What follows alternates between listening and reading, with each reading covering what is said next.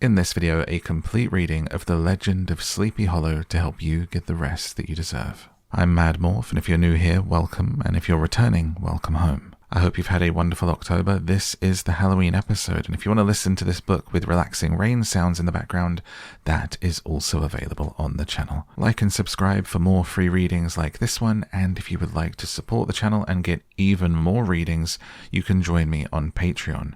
Over there, everything is ad-free. I put out at least 2 episodes every week, and there are exclusive books that I can't share here on YouTube. There's over 550 episodes there right now that you unlock instantly for the price of a cup of coffee.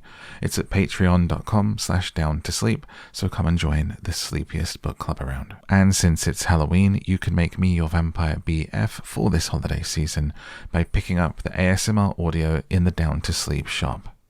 The theme of the roleplay is that you've woken up in the middle of the night and a certain vampire boyfriend soothes you back to sleep, which for legal reasons is definitely not Edward Cullen. You can find that as well as 10-minute meditations with me for morning, noon, and night at downtosleeppodcast.com. Happy Halloween. Let's tuck you in, take a nice deep breath, and let's get down to sleep. The Legend of Sleepy Hollow by Washington Irving. Found among the papers of the late Deirdrick Knickerbocker.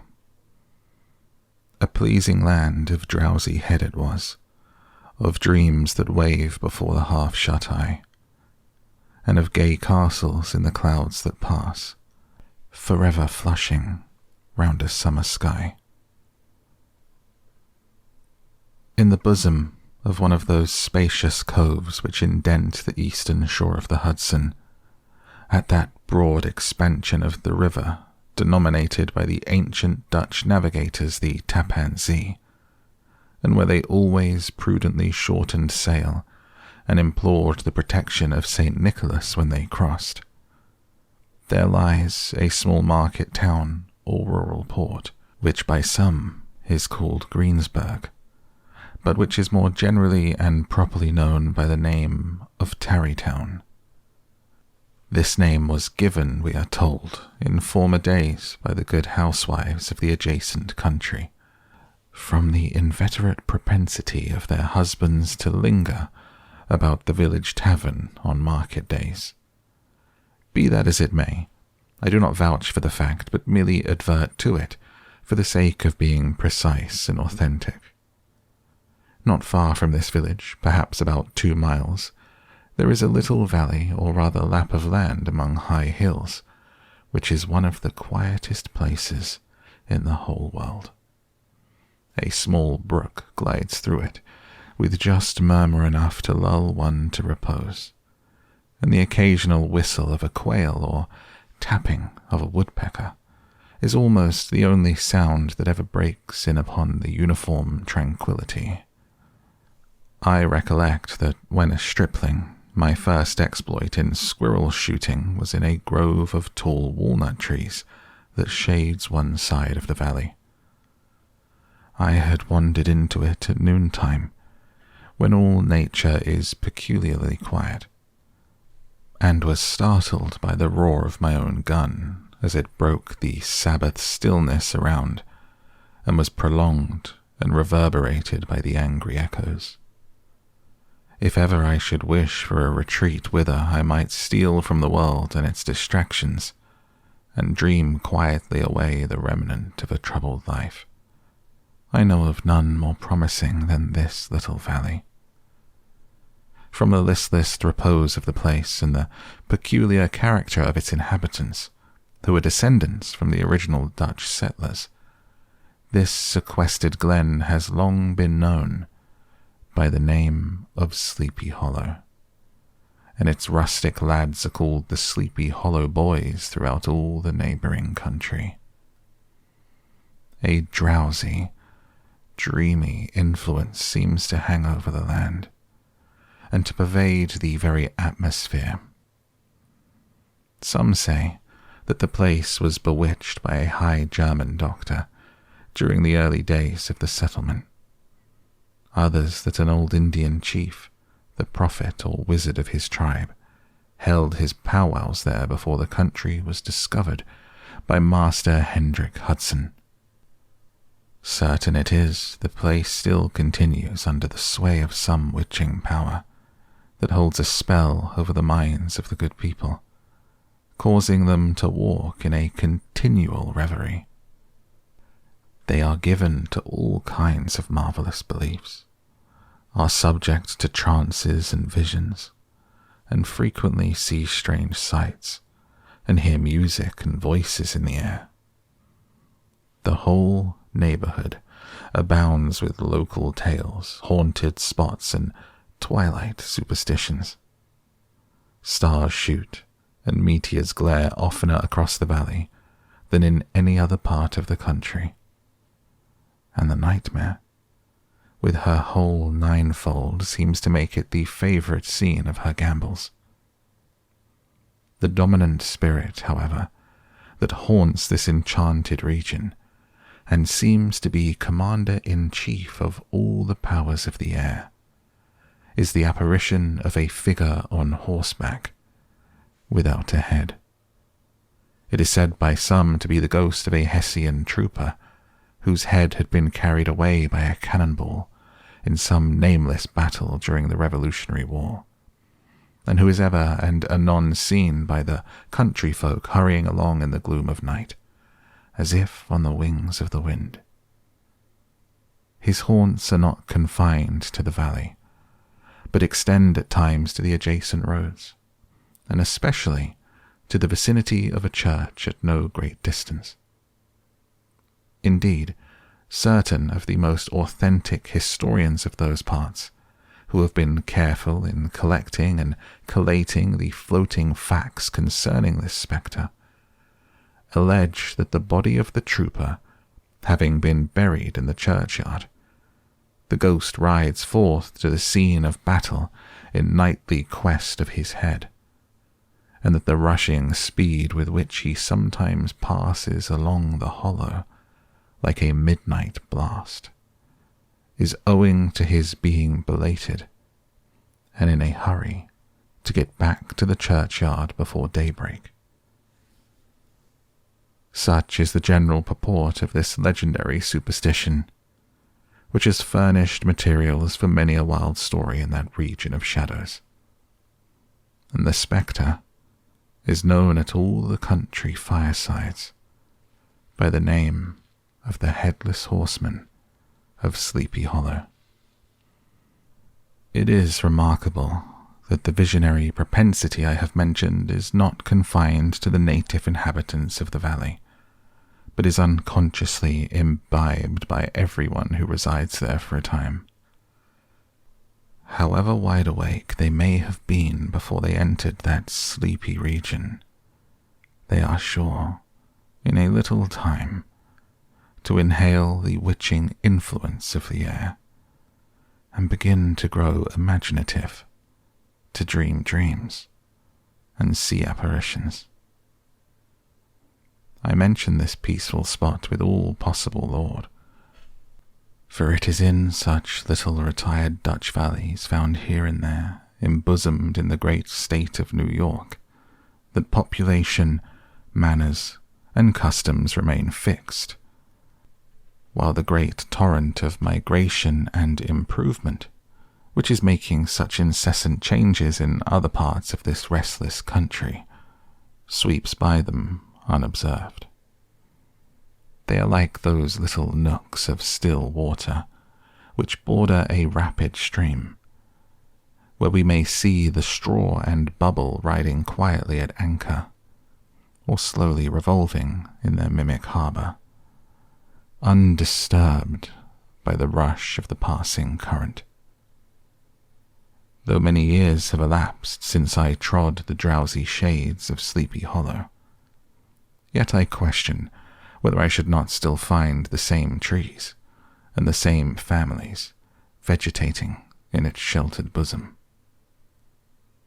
In this by-place of nature there abode, in a remote period of American history, that is to say some 30 years since, a worthy wight of the name of Ichabod Crane, who sojourned, or as he expressed it, tarried in Sleepy Hollow, for the purpose of instructing the children of the vicinity.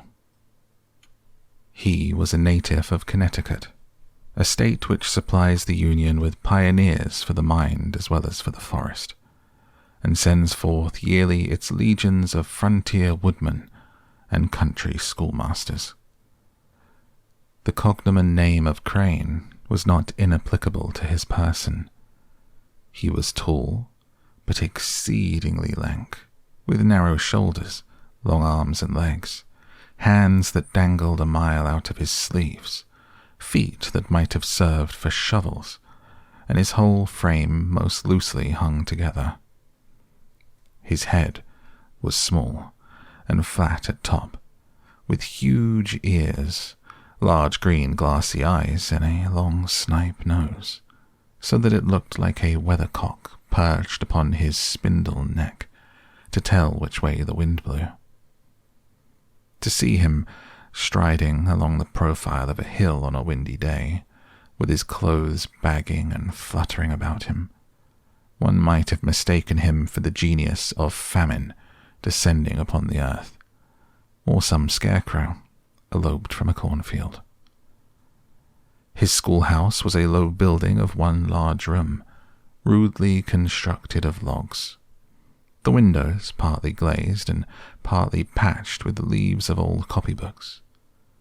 It was most ingeniously secured at vacant hours by a withe twisted in the handle of the door, and stakes set against the window shutters, so that though a thief might get in with perfect ease, he would find some embarrassment in getting out. An idea most probably borrowed by the architect Joost van Houten from the mystery of an eel pot. The schoolhouse stood in a rather lonely but pleasant situation, just at the foot of a woody hill, with a brook running close by, and a formidable birch tree growing at one end of it. From hence the low murmur of his pupils' voices conning over their lessons might be heard in a drowsy summer's day, like the hum of a beehive, interrupted now and then by the authoritative voice of the master, in the tone of menace or command, or peradventure by the appalling sound of the birch as he urged some tardy loiterer along the flowery path of knowledge. Truth to say, he was a conscientious man, and ever bore in mind the golden maxim, "Spare the rod and spoil the child." Ichabod Crane's scholars certainly were not spoiled. I would not have it imagined, however, that he was one of those cruel potentates of the school who joy in the smart of their subjects. On the contrary, he administered justice with discrimination rather than severity, taking the burden off the backs of the weak and laying it on those of the strong. Your mere puny stripling that winced at the least flourish of the rod was passed by with indulgence, but the claims of justice were satisfied by inflicting a double portion on some little tough, wrong-headed, broad-skirted Dutch urchin, who sulked and swelled and grew dogged and sullen beneath the birch. All this he called doing his duty by their parents, and he never inflicted a chastisement without following it by the assurance, so consolatory to the smarting urchin, that he would remember it and thank him for it the longest day he had to live. When school hours were over, he was even the companion and playmate of the larger boys, and on holiday afternoons would convoy some of the smaller ones home, who happened to have pretty sisters or good housewives for mothers, noted for the comforts of the cupboard. Indeed, it behooved him to keep on good terms with his pupils. The revenue arising from his school was small, and would have scarcely been sufficient to furnish him with daily bread, for he was a huge feeder, and though lank, had the dilating powers of an anaconda. But to help out his maintenance, he was, according to country custom in those parts, boarded and lodged at the houses of the farmers whose children he instructed. With these he lived successively a week at a time, thus going the rounds of the neighborhood with all his worldly effects tied up in a cotton handkerchief. That all this might not be too onerous on the pursuits of his rustic patrons, who were apt to consider the costs of schooling a grievous burden, and schoolmasters as mere drones, he had various ways of rendering himself both useful and agreeable. He assisted the farmers occasionally in the lighter labors of their farms, helped to make hay, mended the fences, took the horses to water, drove the cows from pasture, cut wood for the winter fire. He laid aside, too, all dominant dignity, an absolute sway with which he lauded it in his little empire, the school, and became wonderfully gentle and ingratiating. He found favor in the eyes of the mothers by petting the children, particularly the youngest, and, like the lion bold, which Willem so magnanimously the lamb did hold, he would sit with a child on one knee, and rock a cradle with his foot for whole hours together.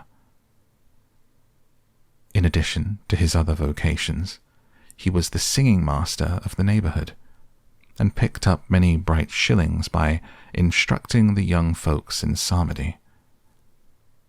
It was a matter of no little vanity to him on Sundays to take his station in front of the church gallery with a band of chosen singers, where, in his own mind, he completely carried away the palm from the parson.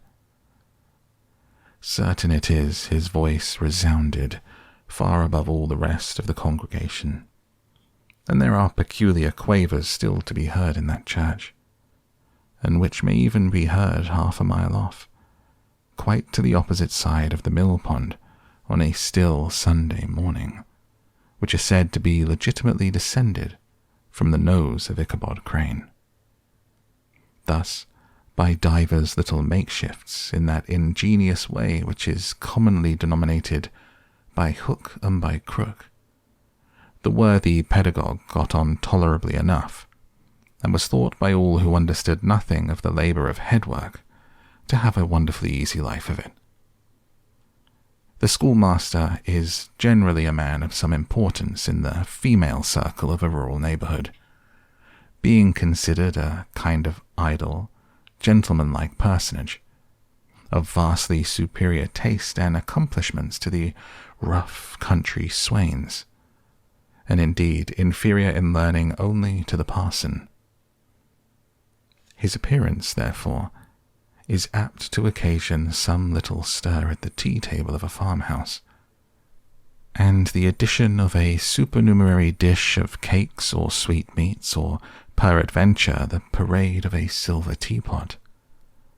Our man of letters, therefore, was peculiarly happy in the smiles of all the country damsels.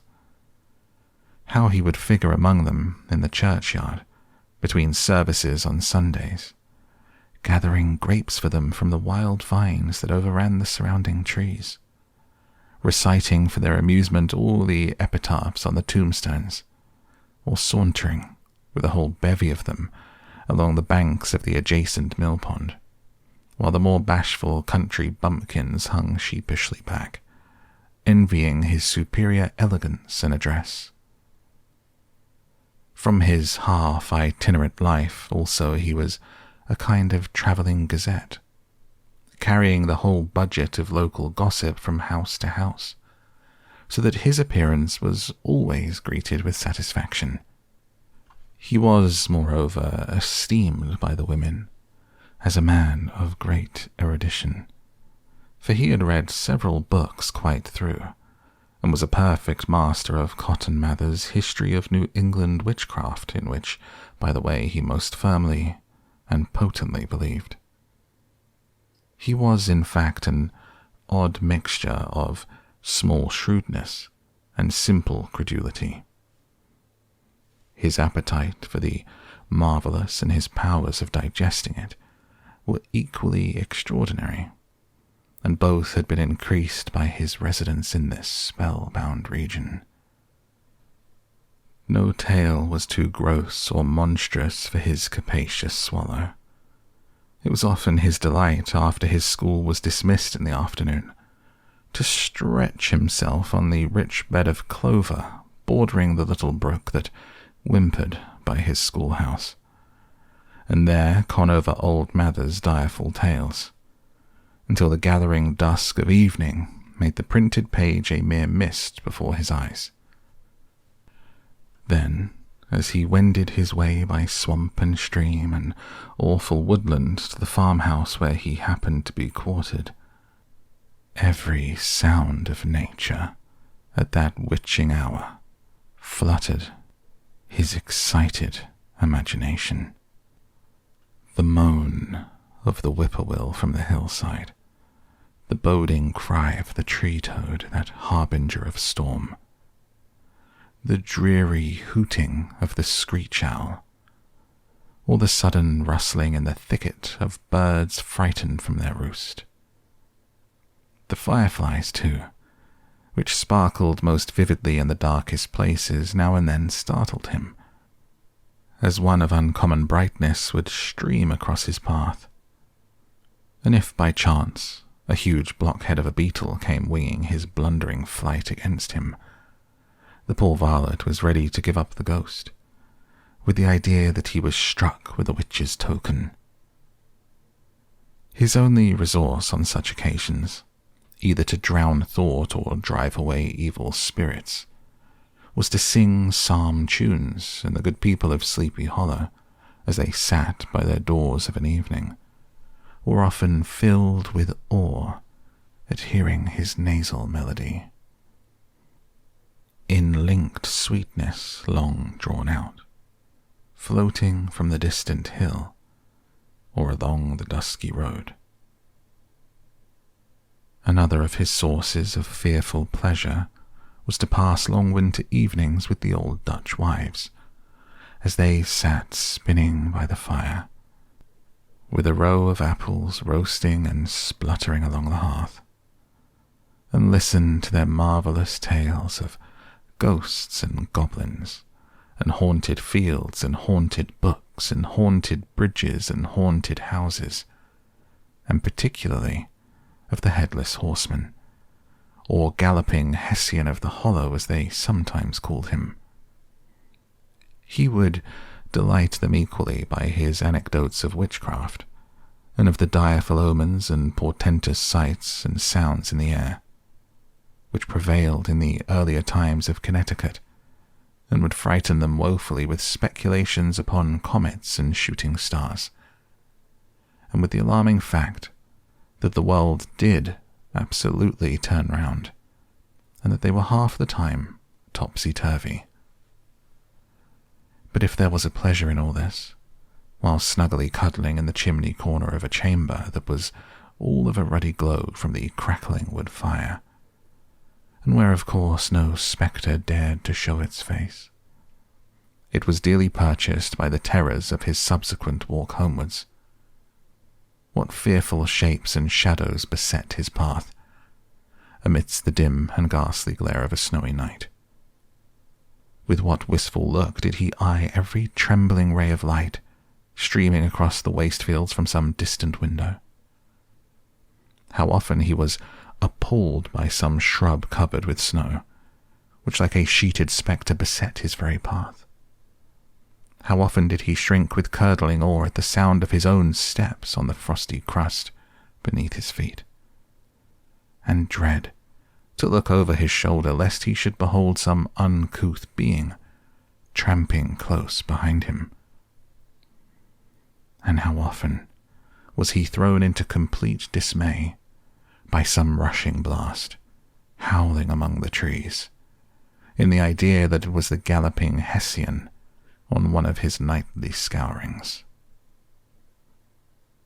All these, however, were mere terrors of the night, phantoms of the mind that walk in darkness.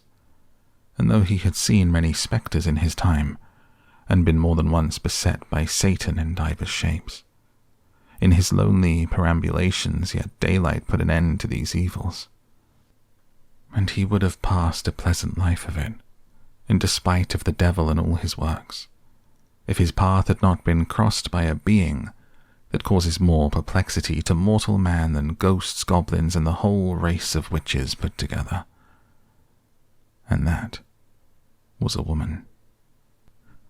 Among the musical disciples who assembled one evening in each week to receive his instruction in psalmody was Katrina van Tassel, the daughter and only child of a substantial Dutch farmer. She was a blooming lass of fresh 18, plump as a partridge, ripe and melting, and rosy-cheeked as one of her father's peaches, and universally famed not merely for her beauty, but her vast expectations. She was withal a little of a coquette, as might be perceived even in her dress, which was a mixture of ancient and modern fashions, as most suited to set off her charms. She wore the ornaments of pure yellow gold, which her great-great-grandmother had brought over from Saardam, the tempting stomacher of the olden time, and withal a provokingly short petticoat, to display the prettiest foot and ankle in the country round. Ichabod Crane had a soft and foolish heart towards the sex, and it is not to be wondered at that so tempting a morsel soon found favour in his eyes, more especially after he had visited her in her paternal mansion. Old Baltus van Tassel was a perfect picture of a thriving, contented, liberal-hearted farmer. He seldom, it is true, sent either his eyes or his thoughts beyond the boundaries of his own farm, but within those everything was snug, happy, and well-conditioned. He was satisfied with his wealth, but not proud of it, and piqued himself upon the hearty abundance rather than the style in which he lived. His stronghold was situated on the banks of the Hudson, in one of those green, sheltered, fertile nooks in which the Dutch farmers are so fond of nestling. A great elm tree spread its broad branches over it, at the foot of which bubbled up a spring of the softest and sweetest water in a little well formed of a barrel, and then stole sparkling away through the grass to a neighbouring brook that babbled along among alders and dwarf willows. Hard by the farmhouse was a vast barn that might have served for a church, every window and crevice of which seemed bursting forth with the treasures of the farm. The flail was busily resounding within it from morning to night. Swallows and martins skimmed twittering about the eaves, and rows of pigeons, some with one eye turned up as if watching the weather, some with their heads under their wings or buried in their bosoms, and others swelling and cooing and bowing about their dames. They were enjoying the sunshine on the roof. Sleek, unwieldy porkers were grunting in the repose and abundance of their pens, from whence sallied forth now and then troops of sucking pigs, as if to snuff the air. A stately squadron of snowy geese were riding in an adjoining pond, convoying whole fleets of ducks. Regiments of turkeys were gobbling through the farmyard, and guinea fowl fretting about it, like ill-tempered housewives, with their peevish, discontented cry. Before the barn door strutted the gallant cock, that pattern of a husband, a warrior, and a fine gentleman, clapping his burnished wings and crowing in the pride and gladness of his heart, sometimes tearing up the earth with his feet, and then generously calling his ever-hungry family of wives and children to enjoy the rich morsel which he had discovered. The pedagogue's mouth watered as he looked upon this sumptuous promise of luxurious winter fare.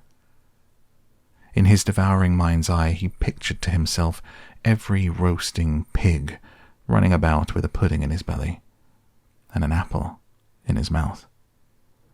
The pigeons were snugly put to bed in a comfortable pie and tucked in with a coverlet of crust. The geese were swimming in their own gravy, and the ducks pairing cosily in dishes like snug married couples, with a decent competency of onion sauce.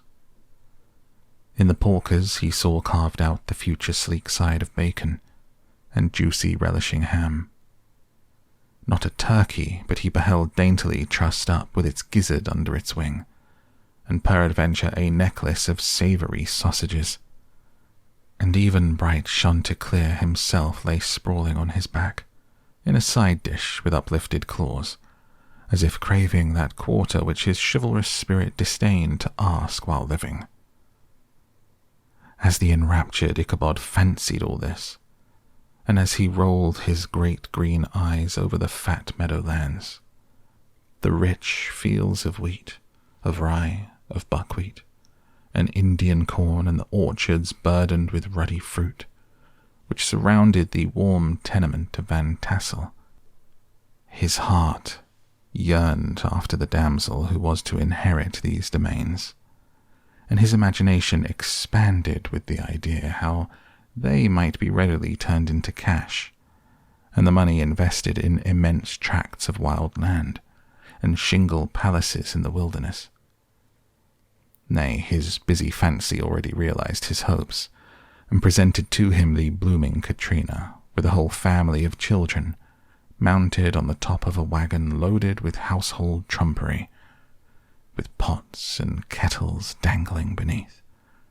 And he beheld himself bestriding a pacing mare, with a colt at her heels, setting out for Kentucky, Tennessee, or the Lord knows where. When he entered the house, the conquest of his heart was complete. It was one of those spacious farmhouses with high-ridged but lowly sloping roofs, built in the style handed down from the first Dutch settlers, the low projecting eaves forming a piazza along the front, capable of being closed up in bad weather. Under this were hung flails, harness, various utensils of husbandry, and nets for fishing in the neighbouring river.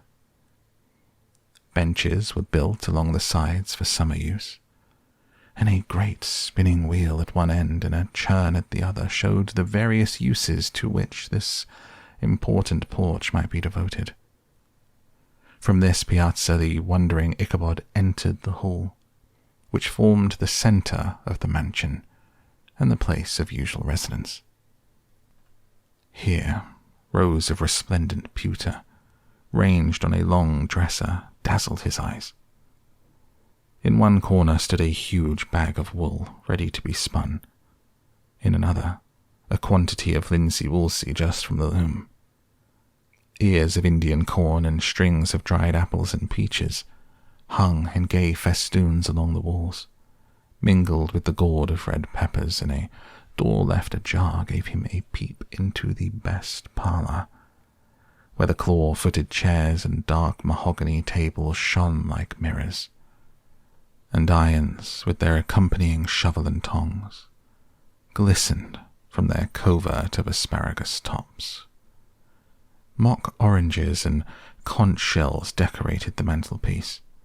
Strings of various coloured bird eggs were suspended above it. A great ostrich egg was hung from the centre of the room, and a corner cupboard, knowingly left open, displayed immense treasures of old silver and well-mended china. From the moment Ichabod laid his eyes upon these regions of delight, the peace of his mind was at an end, and his only study was how to gain the affections of the peerless daughter of Van Tassel. In this enterprise, however, he had more real difficulties than generally fell to the lot of a knight-errant of yore, who seldom had anything but giants, enchanters, fiery dragons, and such like easily conquered adversaries to contend with, and had to make his way merely through gates of iron and brass and walls of adamant to the castle keep, where the lady of his heart was confined, all of which he achieved as easily as a man would carve his way to the centre of a Christmas pie. And then the lady gave him his hand as a matter of course. Ichabod, on the contrary, had to win his way to the heart of a country coquette, beset with a labyrinth of whims and caprices, which were forever presenting new difficulties and impediments.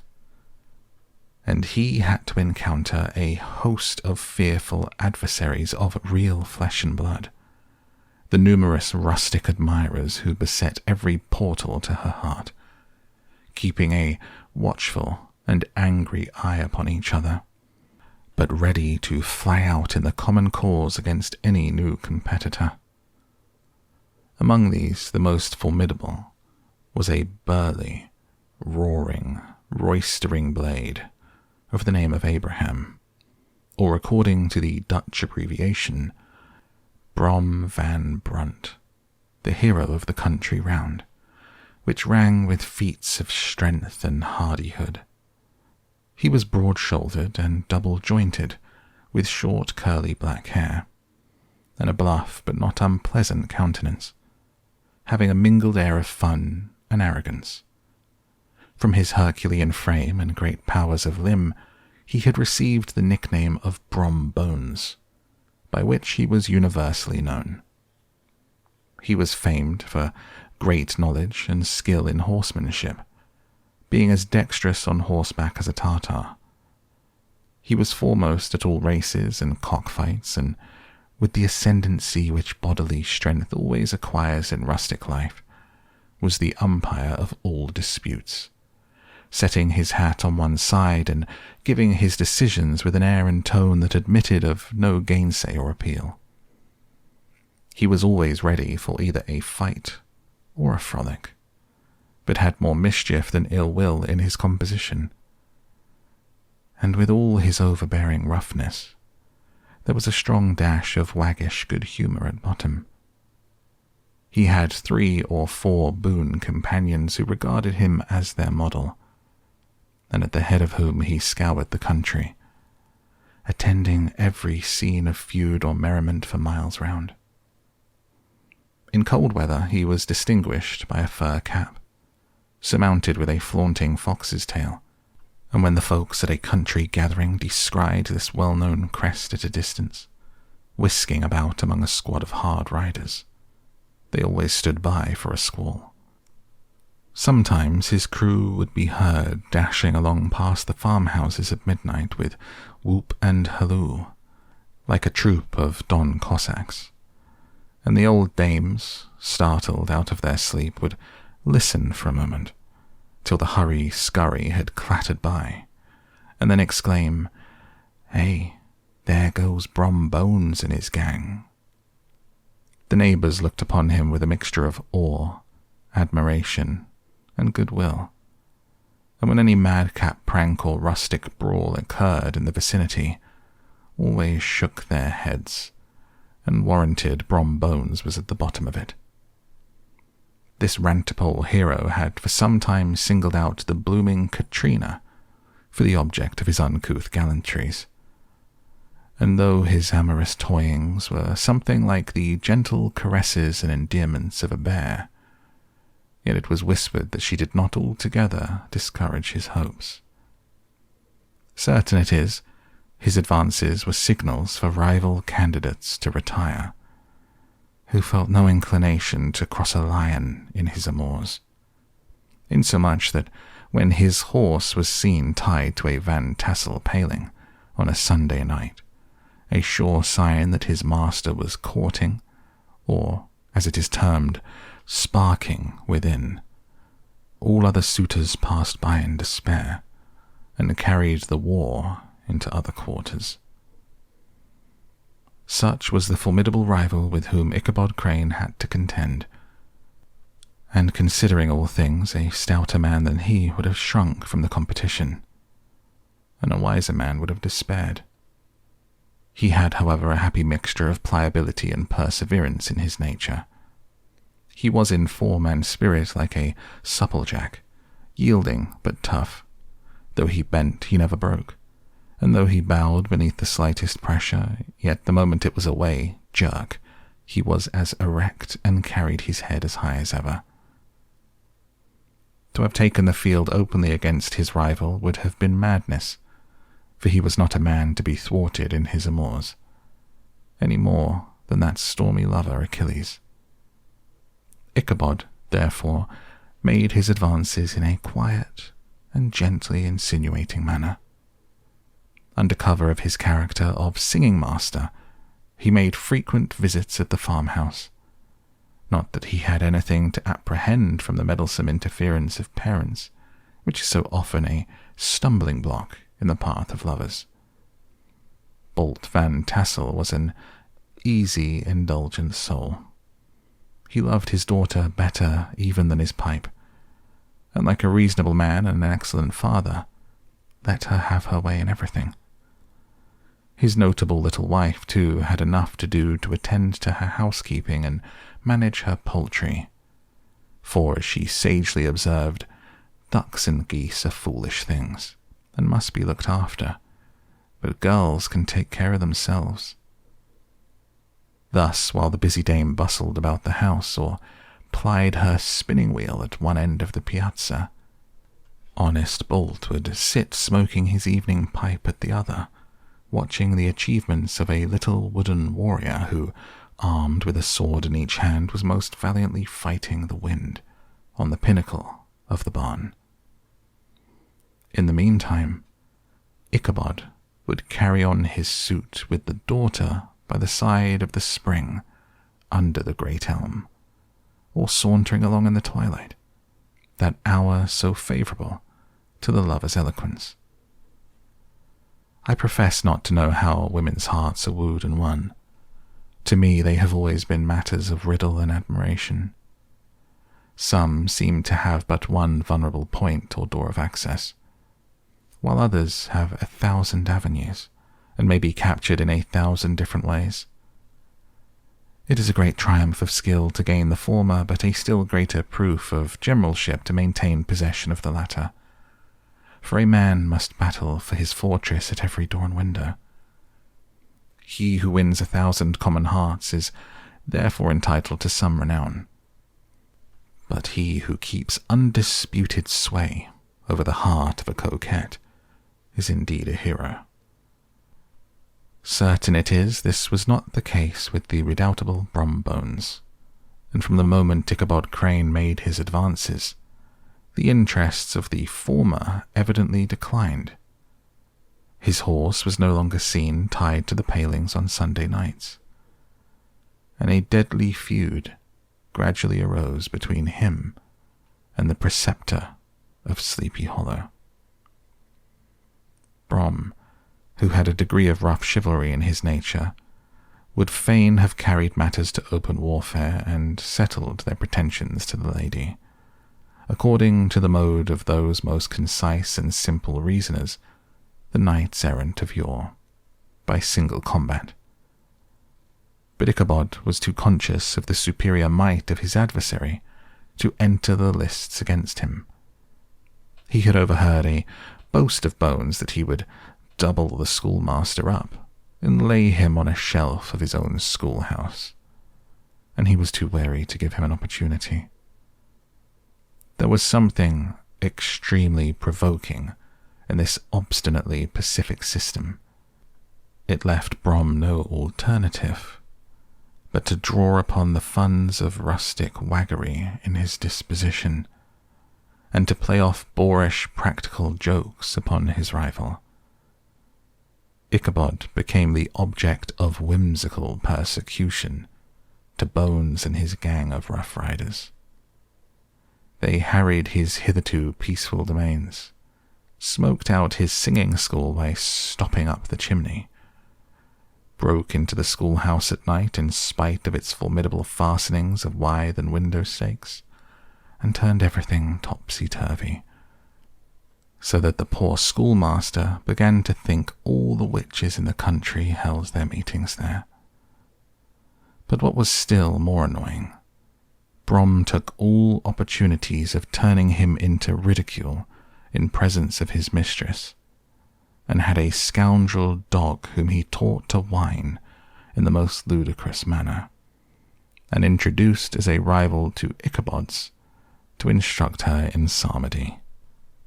In this way, matters went on for some time, without producing any material effect on the relative situations of the contending powers. On a fine autumnal afternoon, Ichabod, in pensive mood, sat enthroned on the lofty stool from whence he usually watched all the concerns of his little literary realm. In his hand he swayed a ferule, that sceptre of despotic power. The birch of justice reposed on 3 nails behind the throne, a constant terror to evildoers, while on the desk before him might be seen sundry contraband articles and prohibited weapons, detected upon the persons of idle urchins, such as half-munched apples, pop-guns, whirligigs, fly-cages, and whole legions of rampant little paper gamecocks. Apparently there had been some appalling act of justice recently inflicted, for his scholars were all busily intent upon their books, or slyly whispering behind them with one eye kept upon the master, and a kind of buzzing stillness reigned throughout the schoolroom. It was suddenly interrupted by the appearance of a man in tow-cloth jacket and trousers, a round-crowned fragment of a hat, like the cap of Mercury, and mounted on the back of a ragged, wild, half-broken colt, which he managed with a rope by way of halter. He came clattering up to the school door with an invitation to Ichabod to attend a merrymaking or quilting frolic, to be held that evening at Mynheer Van Tassel's, and having delivered his message with that air of importance and effort at fine language which a man is apt to display on petty embassies of this kind, he dashed over the brook, and was seen scampering away up the hollow, full of importance and hurry of his mission. All was now bustle and hubbub in the late quiet schoolroom. The scholars were hurried through their lessons without stopping at trifles. Those who were nimble skipped over half with impunity, and those who were tardy had a smart application now and then in the rear, to quicken their speed or help them over a tall word. Books were flung aside without being put away on the shelves. Inkstands were overturned, benches thrown down, and the whole school was turned loose an hour before the usual time, bursting forth like a legion of young imps, yelping and racketing about the green in a joy at their early emancipation. The gallant Ichabod now spent at least an extra half-hour at his toilet, brushing and furbishing up his best and indeed only suit of rusty black, arranging his locks by a bit of broken looking-glass that hung up in the schoolhouse. That he might make his appearance before his mistress in the true style of a cavalier, he borrowed a horse from the farmer with whom he was domiciliated, a choleric old Dutchman of the name of Hans van Ripper, and thus, gallantly mounted, issued forth, like a knight-errant, in quest of adventures. But it is meet I should, in the true spirit of romantic story, give some account of the looks and equipment of my hero and his steed. The animal he bestrode was a broken-down plough-horse that had outlived almost everything but its viciousness. He was gaunt and shagged, with a ewe neck and a head like a hammer. His rusty mane and tail were tangled and knotted with burrs. One eye had lost its pupil, and was glaring and spectral, but the other had a gleam of a genuine devil in it. Still, he must have had fire and metal in his day, if we may judge from the name he bore of Gunpowder. He had in fact been a favourite steed of his master's, the choleric Van Ripper, who was a furious rider, and had infused very probably some of his own spirit into the animal, for old and broken down as he looked, there was more of the lurking devil in him than in any young filly in the country. Ichabod was a suitable figure for such a steed. He rode with short stirrups which brought his knees nearly up to the pommel of the saddle. His sharp elbows stuck out like grasshoppers. He carried his whip perpendicularly in his hand, like a sceptre, and as his horse jogged on, the motion of his arms was not unlike the flapping of a pair of wings. A small wool hat rested on the top of his nose, for so his scanty strip of forehead might be called, and the skirts of his black coat fluttered out almost to the horse's tail. Such was the appearance of Ichabod and his steed as they shambled out of the gate of Hans Van Ripper, and it was altogether such an apparition as is seldom to be met with in broad daylight. It was, as I have said, a fine autumnal day. The sky was clear and serene, and nature wore that rich and golden livery which we always associate with the idea of abundance. The forests had put on their sober brown and yellow, while some trees of the tenderer kind had been nipped by the frosts into brilliant dyes of orange, purple, and scarlet.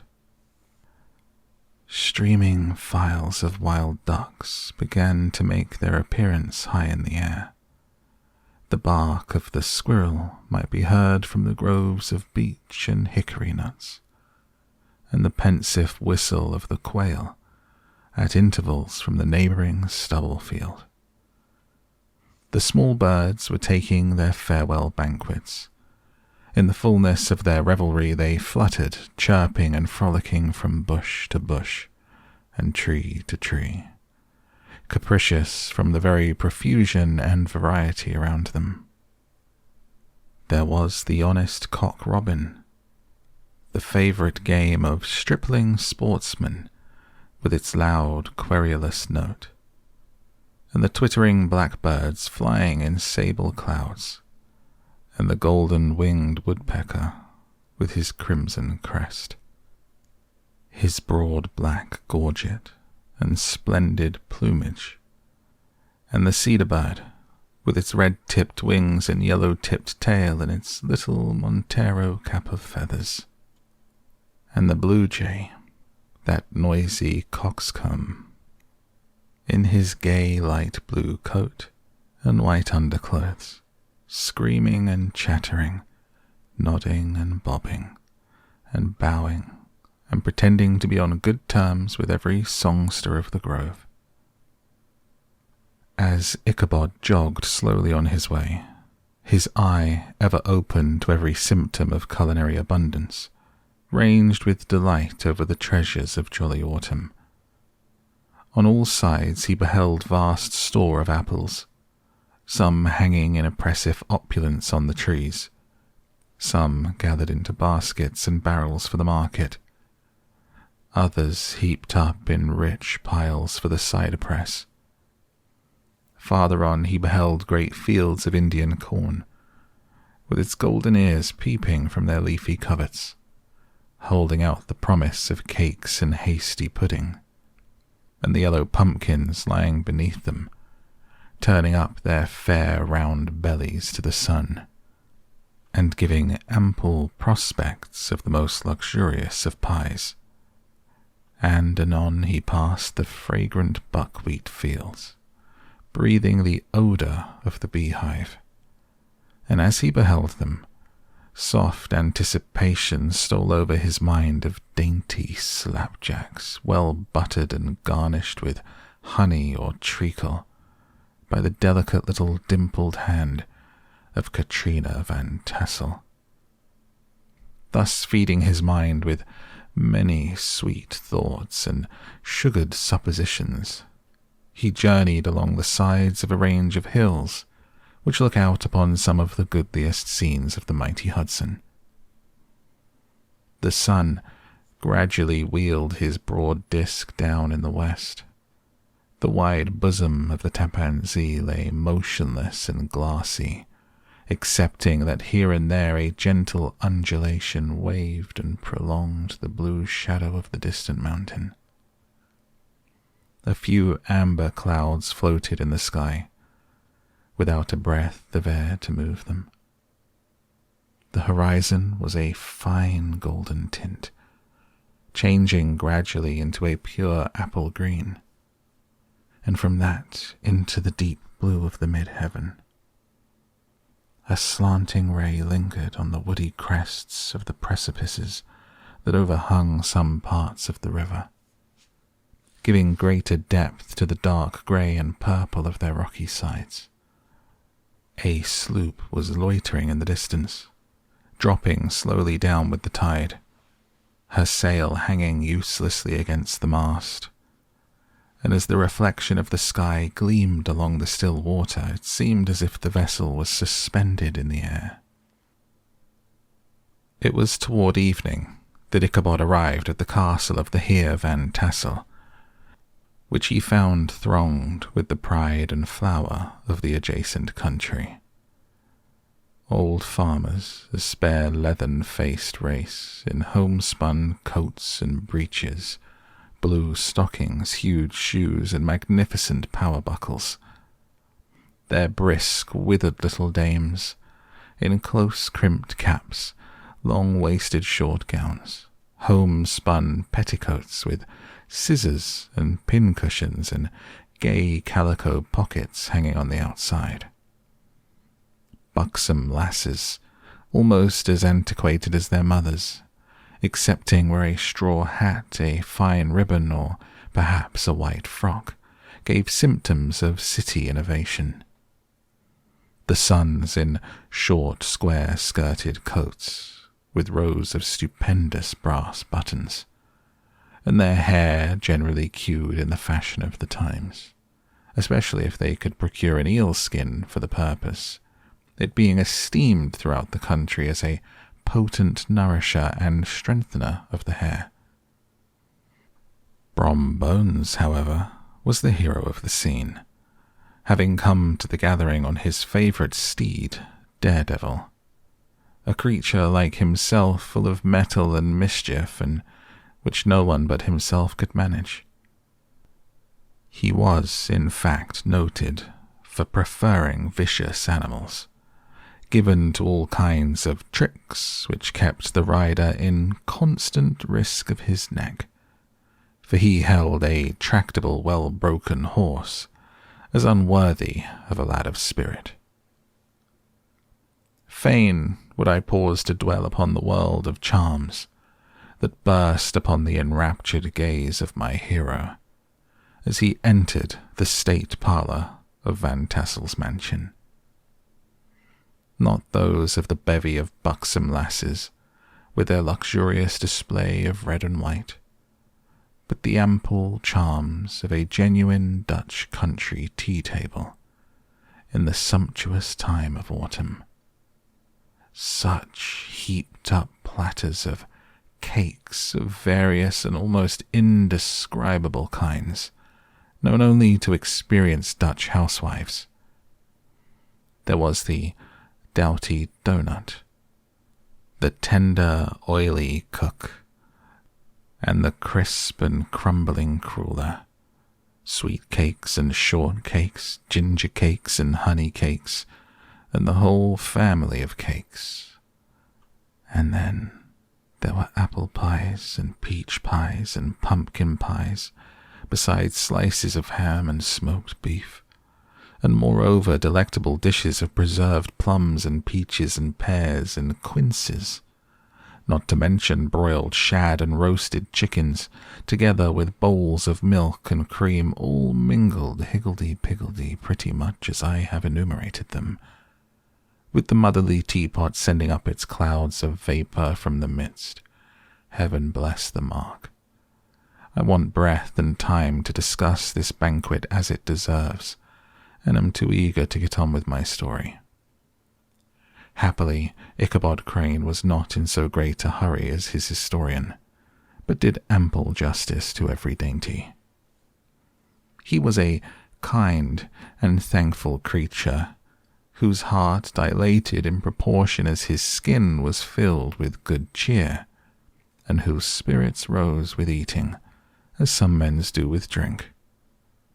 He could not help, too, rolling his large eyes round him as he ate, and chuckling with the possibility that he might one day be lord of all this scene of almost unimaginable luxury and splendor. Then he thought how soon he'd turn his back upon the old schoolhouse, snap his fingers in the face of Hans Van Ripper and every other niggardly patron, and kick any itinerant pedagogue out of doors that should dare to call him comrade. Old Baltus Van Tassel moved among his guests with a face dilated with content and good humor, round and jolly as the harvest moon. His hospitable attentions were brief but expressive, being confined to a shake of the hand, a slap on the shoulder, a loud laugh, and a pressing invitation to fall to and help themselves. And now, the sound of the music from the common room or hall summoned to the dance. The musician was an old grey-headed man who had been the itinerant orchestra of the neighbourhood for more than half a century. His instrument was as old and battered as himself. The greater part of the time he scraped on 2 or 3 strings, accompanying every movement of the bow with a motion of the head, bowing almost to the ground, and stomping with his foot whenever a fresh couple were to start. Ichabod prided himself upon his dancing as much as upon his vocal powers. Not a limb, not a fibre about him was idle, and to have seen his loosely hung frame in full motion and clattering about the room, you would have thought that St. Vitus himself, that blessed patron of the dance, was figuring before you in person. He was the admiration of all the men who, having gathered of all ages and sizes from the farm and the neighbourhood, stood forming a pyramid of shining black faces at every door and window, gazing with delight at the scene, rolling their eyeballs and showing grinning rows of ivory. How could the flogger of urchins be otherwise than animated and joyous? The lady of his heart was his partner in the dance, and smiling graciously in reply to all his amorous oglings, while Brombones, sorely smitten with love and jealousy, sat brooding by himself in one corner. When the dance was at an end, Ichabod was attracted to a knot of the sager folks, who, with old Van Tassel, sat smoking at one end of the piazza, gossiping over former times, and drawing out long stories about the war. This neighbourhood, at the time of which I am speaking, was one of those highly favoured places which abound with chronicles and great men. The British and American line had run near it during the war. It had therefore been the scene of marauding and infested with refugees, cowboys, and all kinds of border chivalry. Just sufficient time had elapsed to enable each storyteller to dress up his tale with a little becoming fiction, and in the indistinctness of his recollection, to make himself the hero of every exploit. There was the story of Dofue Martling, a large blue-bearded Dutchman who had nearly taken a British frigate with an old iron 9-pounder from a mud breastwork, only that his gun burst at the 6th discharge. And there was an old gentleman who shall be nameless, being too rich a mynheer to be lightly mentioned, who in the Battle of White Plains, being an excellent master of defence, parried a musket ball with a small sword, insomuch that he absolutely felt it whiz round the blade and glance off at the hilt, in proof of which he was ready at any time to show the sword, with the hilt a little bent. There were several more that had been equally great in the field, not one of whom but was persuaded that he had a considerable hand in bringing the war to a happy termination. But all these were nothing to the tales of ghosts and apparitions that succeeded. The neighborhood is rich in legendary treasures of the kind. Local tales and superstitions thrive best in these sheltered, long-settled retreats, but are trampled underfoot by the shifting throng that forms the population of most of our country places. Besides, there is no encouragement for ghosts in most of our villages, for they have scarcely had time to finish their first nap and turn themselves in their graves before their surviving friends have travelled away from the neighborhood, so that when they turn out at night to walk their rounds, they have no acquaintance left to call upon.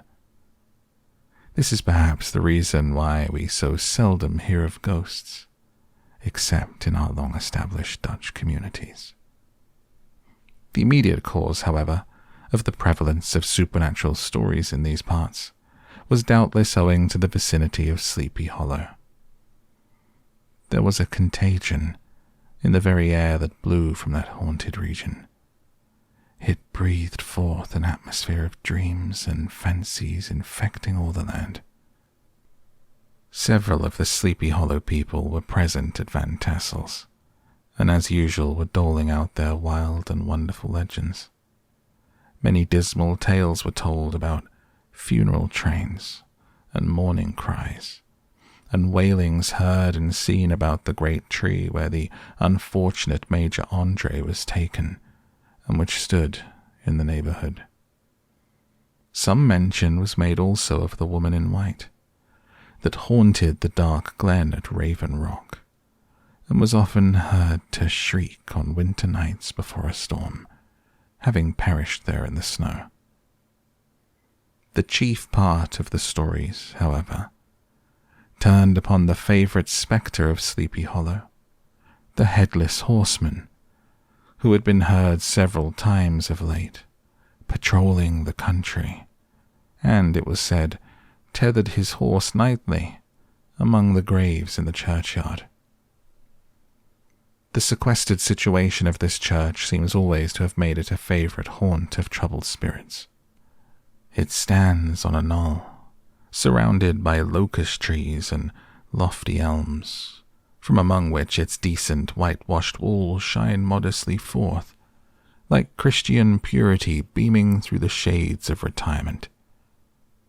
A gentle slope descends from it to a silver sheet of water, bordered by high trees, between which peeps may be caught at the blue hills of the Hudson.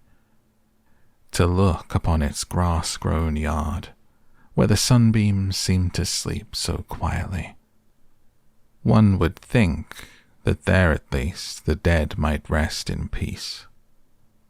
On one side of the church extends a wide woody dell, along which raves a large brook among broken rocks and trunks of fallen trees. Over a deep black part of the stream, not far from the church, was formerly thrown a wooden bridge. The road that led to it and the bridge itself were thickly shaded by overhanging trees, which cast a gloom about it even in the daytime, but occasioned a fearful darkness at night.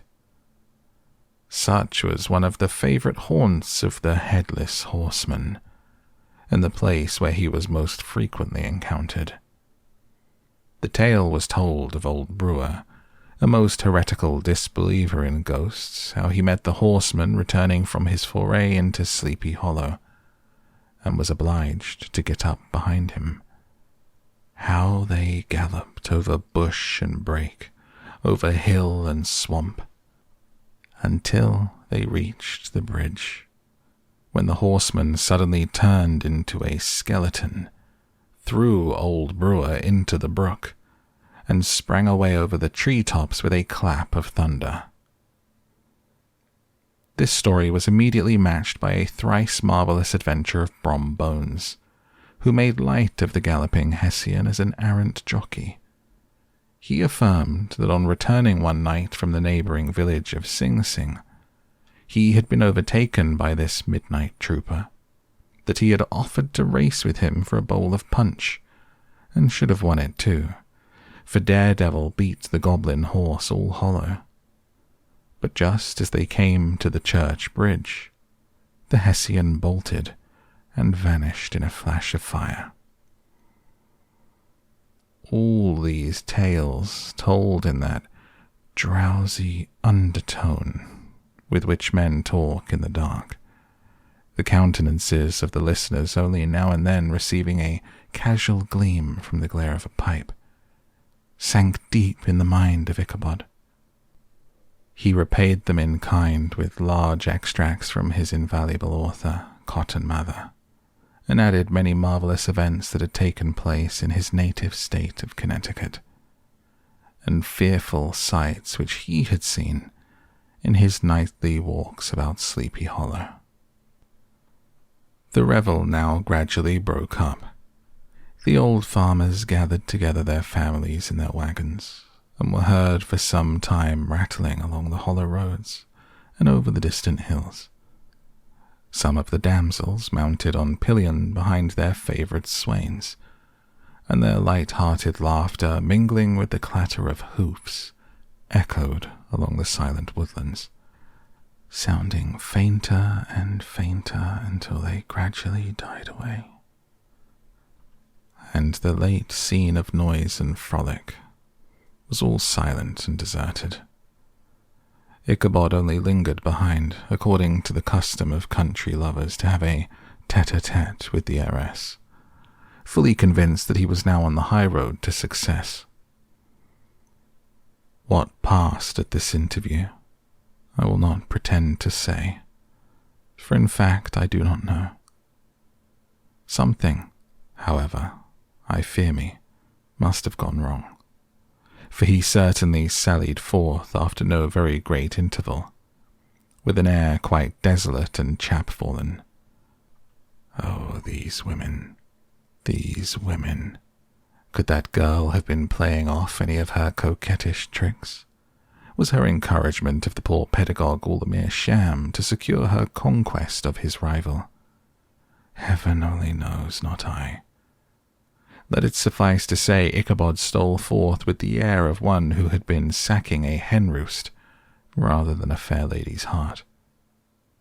Without looking to the right or left to notice the scent of a rural wreath on which he had so often gloated, he went straight to the stable, and with several hearty cuffs and kicks roused his steed most uncourteously from the comfortable quarters in which he was soundly sleeping, dreaming of mountains of corn and oats, whole valleys of timothy and clover.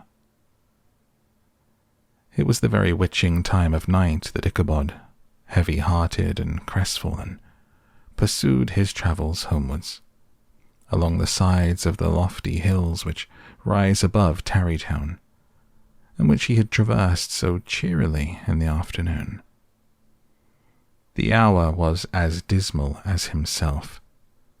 Far below him the Tappan Zee spread its dusky and indistinct waste of waters, with here and there the tall mast of a sloop, riding quietly at anchor under the land. In the dead hush of midnight, he could even hear the barking of the watchdog from the opposite shore of the Hudson. But it was so vague and faint as only to give an idea of his distance from this faithful companion of man. Now and then, too, the long-drawn crowing of a cock, accidentally awakened, would sound far, far off from some farmhouse away among the hills. But it was like a dreaming sound in his ear. No signs of life occurred near him, but occasionally the melancholy chirp of a cricket, or perhaps the guttural twang of a bullfrog from a neighbouring marsh, as if sleeping uncomfortably and turning suddenly in his bed. All the stories of ghosts and goblins that he had heard in the afternoon now came crowding upon his recollection. The night grew darker and darker. The stars seemed to sink deeper in the sky, and driving clouds occasionally hid them from his sight. He had never felt so lonely and dismal. He was, moreover, approaching the very place where many of the scenes of the ghost stories had been laid. In the center of the road stood an enormous tulip tree, which towered like a giant above all the other trees of the neighborhood and formed a kind of landmark.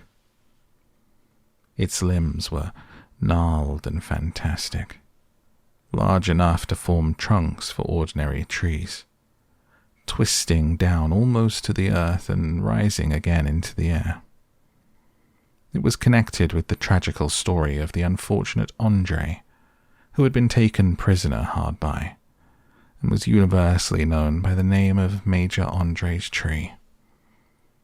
The common people regarded it with the mixture of respect and superstition, partly out of sympathy for the fate of its ill-starred namesake, and partly from the tales of strange sights and doleful lamentations told concerning it.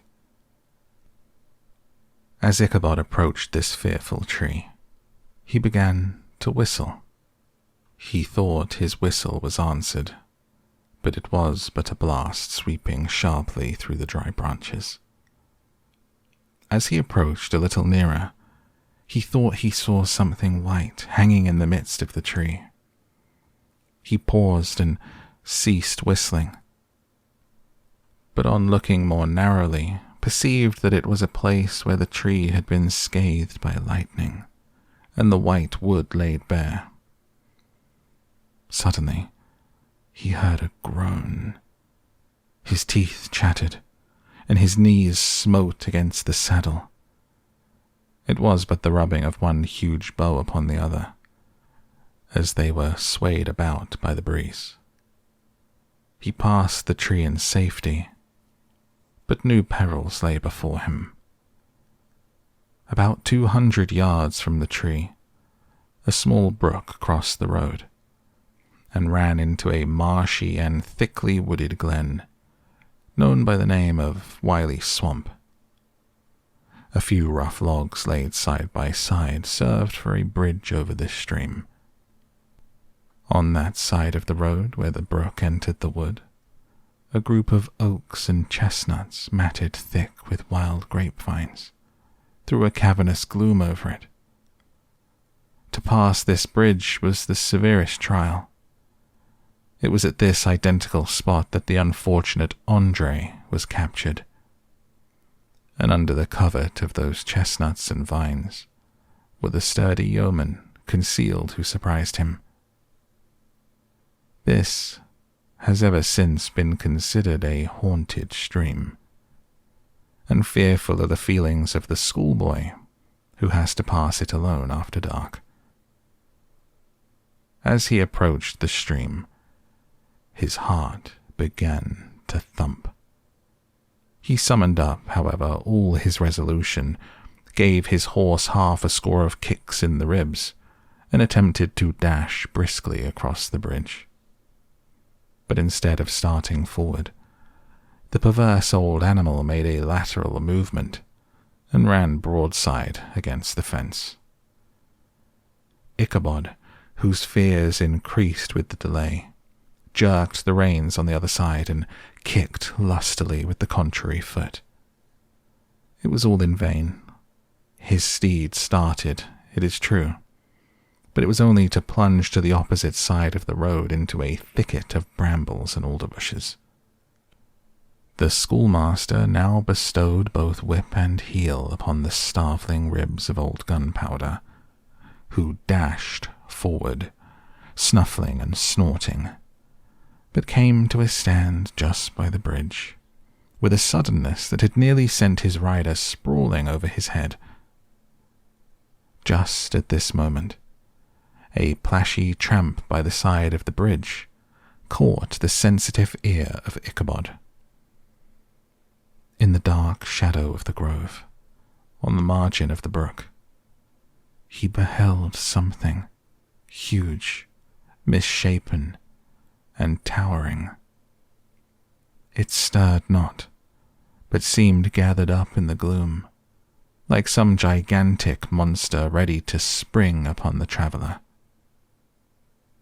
The hair of the affrighted pedagogue rose upon his head with terror. What was to be done? To turn and fly was now too late, and besides, what chance was there of escaping ghost or goblin, if such it was, which could ride upon the wings of the wind? Summoning up, therefore, a show of courage, he demanded in stammering accents, "Who are you?" He received no reply. He repeated his demand in a still more agitated voice. Still there was no answer. Once more he cudgelled the sides of the inflexible gunpowder, and shutting his eyes broke forth with involuntary fervour into a psalm tune. Just then, the shadowy object of alarm put itself in motion, and with a scramble and a bound stood at once in the middle of the road. Though the night was dark and dismal, yet the form of the unknown might now in some degree be ascertained. He appeared to be a horseman of large dimensions, and mounted on a black horse of powerful frame. He made no offer of molestation or sociability, but kept aloof on one side of the road, jogging along on the blind side of old Gunpowder, who had now got over his fright and waywardness.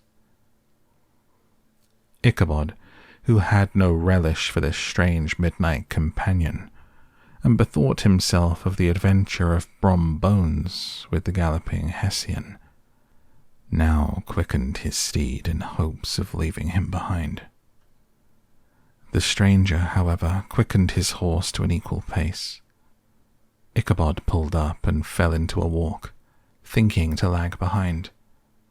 The other did the same.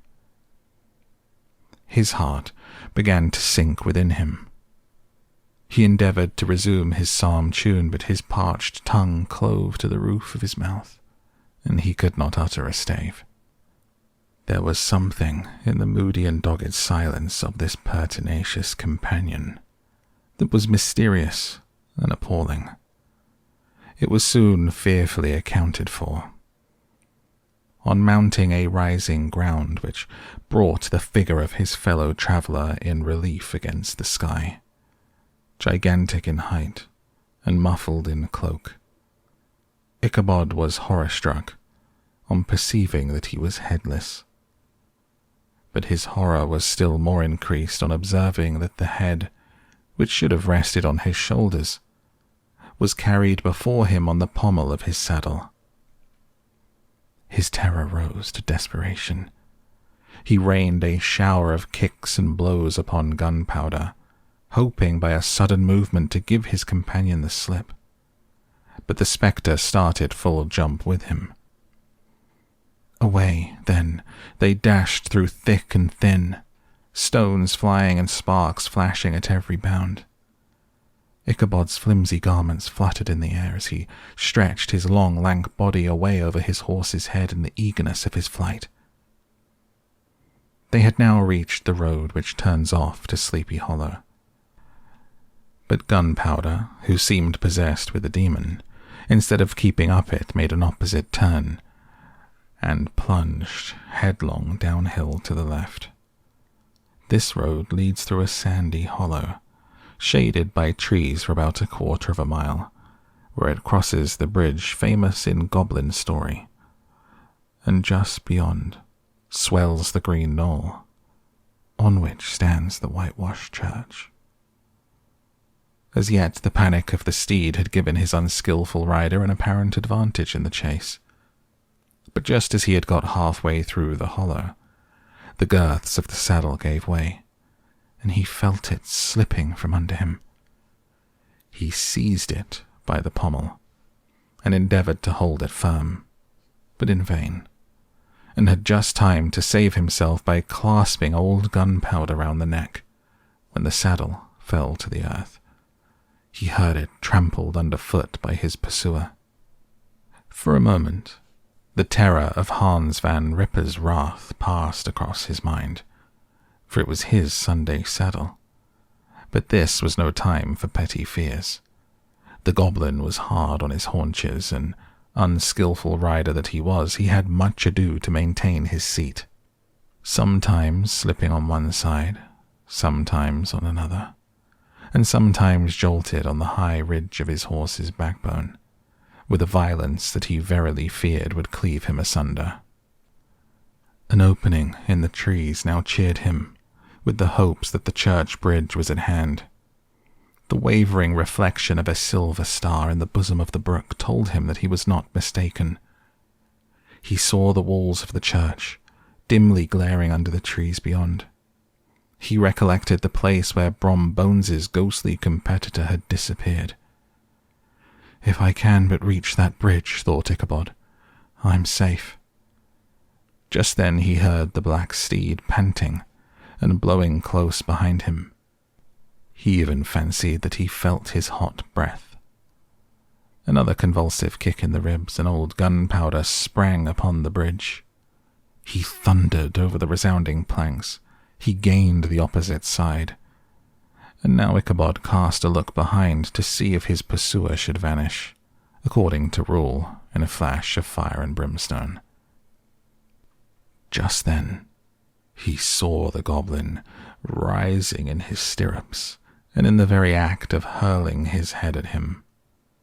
Ichabod endeavored to dodge the horrible missile, but too late. It encountered his cranium with a tremendous crash. He was tumbled headlong into the dust, and Gunpowder, the black steed, and the goblin rider passed by like a whirlwind. The next morning the old horse was found without his saddle, and with the bridle under his feet, soberly cropping the grass at his master's gate. Ichabod did not make his appearance at breakfast. Dinner hour came, but no Ichabod. The boys assembled at the schoolhouse and strolled idly about the banks of the brook, but no schoolmaster. Hans Van Ripper now began to feel some uneasiness about the fate of poor Ichabod and his saddle. An inquiry was set on foot, and after diligent investigation they came upon his traces. In one part of the road leading to the church was found the saddle trampled in the dirt, the tracks of horses' hoofs deeply dented in the road, and evidently at furious speed were traced to the bridge, beyond which, on the bank of a broad part of the brook, where the water ran deep and black, was found the hat of the unfortunate Ichabod, and close beside it a shattered pumpkin. The brook was searched, but the body of the schoolmaster was not to be discovered. Hans Van Ripper, as executor of his estate, examined the bundle which contained all his worldly effects. They consisted of 2 shirts and a half, 2 stocks for the neck, a pair or 2 of stockings, an old pair of corduroy small clothes, a rusty razor, a book of psalm tunes full of dog's ears, and a broken pitch pipe. As to the books and furniture of the schoolhouse, they belonged to the community, excepting Cotton Mather's History of Witchcraft, a New England almanac, and a book of dreams and fortune-telling, in which last was a sheet of foolscap, much scribbled and blotted in several fruitless attempts to make a copy of verses in honor of the heiress of Van Tassel.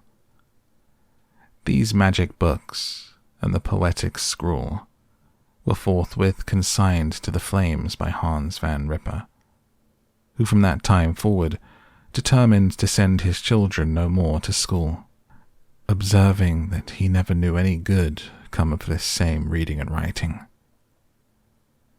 whatever money the schoolmaster possessed, and he had received his quarter's pay but a day or two before. He must have had about his person at the time of his disappearance. The mysterious event caused much speculation at the church on the following Sunday. Knots of gazers and gossips were collected in the churchyard, at the bridge, at the spot where the hat and pumpkin had been found. The stories of Brewer of Bones and a whole budget of others were called to mind. And when they had diligently considered them all, and compared them with the symptoms of the present case, they shook their heads, and came to the conclusion that Ichabod had been carried off by the galloping Hessian. As he was a bachelor, and in nobody's debt, nobody troubled his head any more about him. The school was removed to a different quarter of the hollow, and another pedagogue reigned in his stead. It is true, an old farmer who had been down to New York on a visit several years after, and from whom this account of the ghostly adventure was received, brought home the intelligence that Ichabod Crane was still alive, that he had left the neighborhood partly through fear of the goblin and Hans Van Ripper, and partly in mortification at having been suddenly dismissed by the heiress, that he had changed his quarters to a distant part of the country, had kept school and studied law at the same time, had been admitted to the bar, turned politician, electioneered, written for the newspapers, and finally had been made a justice of the 10-pound court. Brombones, too, who, shortly after his rival's disappearance, conducted the blooming Katrina in triumph to the altar, was observed to look exceedingly knowing whenever the story of Ichabod was related, and always burst into a hearty laugh at the mention of the pumpkin, which led some to suspect that he knew more about the matter than he chose to tell. The old country wives, however, who were the best judges of these matters, maintain to this day that Ichabod was spirited away by supernatural means, and it is a favorite story often told about the neighborhood round the winter evening fire. The bridge became more than ever an object of superstitious awe, and that may be the reason why the road has been altered of late years, so as to approach the church by the border of the mill pond.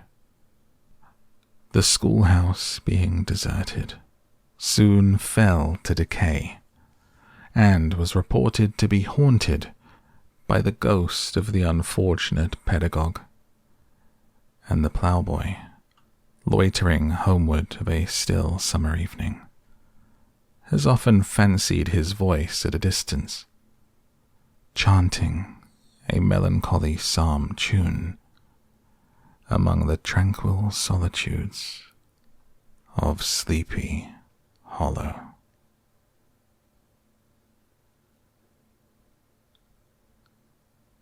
Postscript found in the handwriting of Mr. Knickerbocker. The preceding tale is given almost in the precise words in which I heard it related at a corporation meeting at the ancient city of Manhattan, at which were present many of its sagest and most illustrious burghers. The narrator was a pleasant, shabby, gentlemanly old fellow in pepper and salt clothes, with a sadly humorous face, and one of whom I strongly suspected of being poor. He made such efforts to be entertaining. When his story was concluded, there was much laughter and approbation, particularly from 2 or 3 deputy aldermen, who had been asleep the greater part of the time. There was, however, one tall, dry-looking old gentleman, with beetling eyebrows, who maintained a grave and rather severe face throughout, now and then folding his arms, inclining his head, and looking down upon the floor, as if turning a doubt over in his mind. He was one of your wary men, who never laugh but upon good grounds, when they have reason and law on their side, when the mirth of the rest of the company had subsided and silence was restored. He leaned one arm on the elbow of his chair, and sticking the other akimbo, demanded with a slight but exceedingly sage motion of the head and contraction of the brow, what was the moral of the story, and what it went to prove. The storyteller, who was just putting a glass of wine to his lips as a refreshment after his toils, paused for a moment, looked at his inquirer with an air of infinite deference, and lowering the glass slowly to the table, observed that the story was intended most logically to prove that there is no situation in life but has its advantages and pleasures, provided we will but take a joke as we find it. That, therefore, he that runs races with goblin troopers is likely to have rough riding of it. Ergo, for a country schoolmaster to be refused the hand of a Dutch heiress is a certain step to high preferment in the state. The cautious old gentleman knit his brows tenfold closer after this explanation, being sorely puzzled by the ratiocination of the syllogism, while, methought, the one in pepper and salt eyed him with something of a triumphant leer. At length he observed that all this was very well, but still he thought the story a little on the extravagant. There were one or two points on which he had his doubts. "Faith, sir," replied the storyteller, "as to that matter, I don't believe one half of it myself." The end. And that is the end of the episode, as that is the complete audiobook for you. I hope that you enjoyed it. What did you think? Let everyone know in a comment below. Pretend like it's a book club and share your thoughts. Or just let me know if it helped you get down to sleep. Until next time, take care of yourself, and remember, it'll all be okay in the end. And if it's not okay, it's not the end. Good night.